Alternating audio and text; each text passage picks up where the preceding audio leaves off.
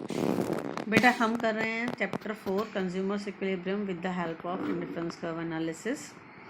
कल हमने budget line के बारे में पढ़ा था और आज हम आ गए हैं अपने चैप्टर के लास्ट पार्ट पर, दैट इज़ कंज्यूमर्स इक्विलिब्रियम। अब इक्विलिब्रियम जो वर्ड है वो हमने पहली बार सुना। इक्विलिब्रियम अगर फिजिक्स की बात करें तो मतलब होता है इसका नो चेंज इन मोशन, मतलब you are in static position, constant है, आप कोई चेंज नहीं कर रहा है। और अगर इकोनॉमिक्स की बात करें तो इक्विलिब्रियम का मतलब होता है एब्सेंस ऑफ चेंजेस, यानी कि आप कोई परिवर्तन नहीं चाहते हैं। So consumers equilibrium means absence of change. Consumers equilibrium is that situation in which a consumer gets maximum satisfaction. Consumers equilibrium वो पॉइंट होता है बेटा जिसमें कि किसी कंज्यूमर को मैक्सिमम सेटिस्फेक्शन होता है, यानी कि वो उस सिचुएशंस को चेंज नहीं करना चाहता, वो उसमें सेटिस्फाइड होता है। फॉर एग्जांपल आपको पीएचडी का पिज़्ज़ा पसंद है और मैं कहूँ नहीं भाई पीएचडी की बजाय अगर टाउन पिज़्ज़ा का पिज़्ज़ा को खाएगा तो वो ज़्यादा बेटर है, आप कहेंगे नहीं नहीं मैम हमें पीएचडी से ही फुली सेटिस्फेक्शन मिलती है, हम पीएचडी को ही प्रेफर करते हैं, हम कोई और पिज़्ज़ा नहीं खाएंगे।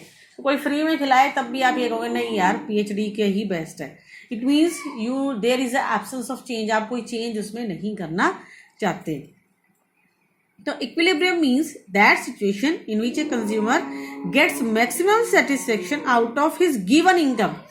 गिवन इनकम है, इनकम फिक्स है, उस गिवन इनकम से जो वो मैक्सिमम सेटिस्फेक्शन गेन करता है in the given circumstances is known as consumer satisfaction. यानी कि उपभोक्ता संतुलन वो स्थिति होती है जिसमें कि कोई कंज्यूमर जो है वो अपनी निश्चित आय से मैक्सिमम सेटिस्फेक्शन गेन करता है या गेन करना चाहता है।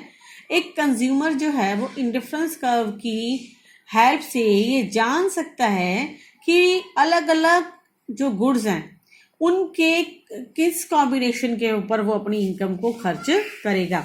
हमने प्रीवियस जो क्लास में पढ़ा था, जो लास्ट हमने क्लास ली थी कि ए बी सी डी अलग अलग वो कॉम्बिनेशन देखता है, लेकिन वो ये भी देखता है कि हर कॉम्बिनेशन से उसको इक्वल सेटिस्फेक्शन मिलना चाहिए। तो इंडिफरेंस कर्व से कंज्यूमर को ये पता लग जाता है कि उसे अपनी इनकम को किस तरह से खर्च करना है जिससे कि उसको मैक्सिमम सेटिस्फेक्शन मिले। और जब कंज्यूमर अपनी लिमिटेड इनकम से मैक्सिमम सेटिस्फेक्शन गेन करता है तो इसी सिचुएशन को ही हम कंज्यूमर इक्विलिब्रियम कहते हैं। उपभोक्ता संतुलन से अभिप्राय ऐसी स्थिति से है जिसमें उपभोक्ता एक निश्चित आय तथा निश्चित कीमत पर निश्चित परिस्थितियों में वस्तुओं और सेवाओं का ऐसा संयोग खरीदता है जिससे कि उसे अधिकतम संतुष्टि प्राप्त हो रही है और उसमें वो किसी भी प्रकार का चेंज नहीं करना चाहता। अगर हम डेफिनेशन की बात करें तो कॉस्विन ने एक डेफिनेशन दी है, the consumer is in equilibrium when he maximize his satisfaction given his income and the market prices। अब कंज्यूमर इक्विलिब्रियम की दो कंडीशंस होती हैं बेटा, वो हम इंडिफरेंस कर्व की हेल्प से ही एक्सप्लेन करते हैं। वो दो कंडीशन क्या है? First, it curve slopes downwards and convex to the origin. तो पहली तो ये डाउनवर्ड स्लोपिंग होगी और कॉन्वेक्स टू द ओरिजिन होगी। क्यों? क्योंकि हमने पढ़ा था मार्जिनल रेट ऑफ सब्स्टिट्यूशन हमने किया था ना, उसकी वजह से हमने ये देखा था कि जो कंज्यूमर इक्विलिब्रियम का ये इंडिफरेंस कर्व है वो कॉन्वेक्स टू द ओरिजिन होती है।